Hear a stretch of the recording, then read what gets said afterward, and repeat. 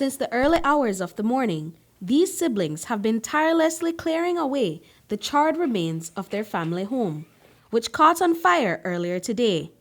It's a grueling task, not just because of the physical labor involved, but also the emotional toll of knowing that just hours ago, their beloved sister, Sonia Sambula, lost her life in the blaze. When I got a call early this morning, I was informed that my sister was perished in a fire. I think it started about after 12, before day. And it's so unfortunate that, that had happened to my sister because she was a loving, outgoing person. Did your sister live here by herself? No, she lived here with her grandkids and one of her daughters. And, any of them, did they get any injuries from the fire? None of them received any injury. My sister was the only one that got killed in the fire. Sonia lived in an elevated single-story home with her daughter, Marcia, and her 2 grandsons. Last night, it was just Sonia and her 2 grandsons at home when the strong smell of smoke jolted them awake.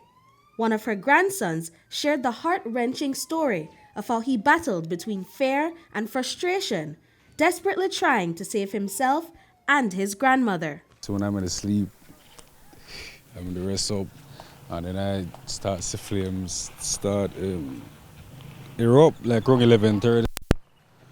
So then I rush downstairs and I check what's going on. And when I check, that flame. So I run downstairs and I check, and I run upstairs but I figure I try to save my granny. But then I can't cause smoke done, then my lungs are right, cough up for me look for gone too, so I just spin around back and run outside. I jump for way top of the veranda, about 10 foot. So you were saying that at that moment you couldn't breathe, the smoke was so thick? Yes, thick bad, like fire hot. Neighbors recall the chilling sound of Sonia's cries for help echoing through the neighborhood, spurring many to rush over with buckets of water and calls to the authorities. Dreadfully, the fire had already become too intense for anyone to enter, and despite their best efforts, Sonia was overcome by the flames. Nobody can help because it done too late. It was already engulfed in flames. Flames, and 2 tank me in there. The cause of the fire remains a mystery, but the family has come together, seeking support and answers. Sonia's eldest son, Denmark Sambula, who lives in Belize City, rushed down to Dangriga as soon as he could. I had sleep, my phone ring about 12:30, 1:15. So about when I answer my call, my uncle right over there, so he asked me if I hear what they want. I want to know. No, I don't know what they want. Tell me what they want. He said, your man house there on fire, your mother inside, trapped inside, I can't come out.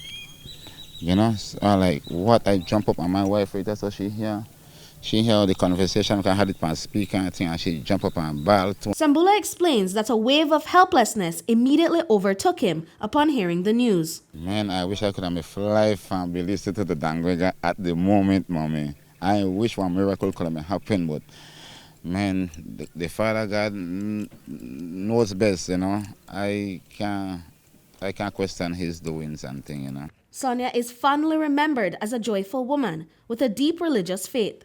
Neighbors often recall hearing her sing gospel music at the top of her lungs, her voice filling the air and reaching their homes. Man, she was a loving mother. She every day she go to church. She never got time to stay home. I was like, Ma, just come from church? He said, well, I'm going again because we have a late prayer meeting in the evening. I told her, Ma, relax, ma, go tomorrow morning. She always find time for church. Every day she got time to go to church. Yeah, and she loved all, and we love her grandchildren. On top of losing their beloved Sonia, Marcia and her sons have lost all their personal belongings and now face the daunting task of rebuilding their lives from scratch. The Sambula family is reaching out to the public for any donations to help ease this process. Denmark, Sonia's eldest son, is stepping up to support his sister and can be contacted at 606-4530 for donations. Family from Dangriga, from Belmont, from Belize City, everybody come unite up and thing and try all we get over this grief together and thing. She was somebody who loves to help. It wouldn't take $1 for her to help someone. Once you're in need, she would help you. Britney Gordon for News 5.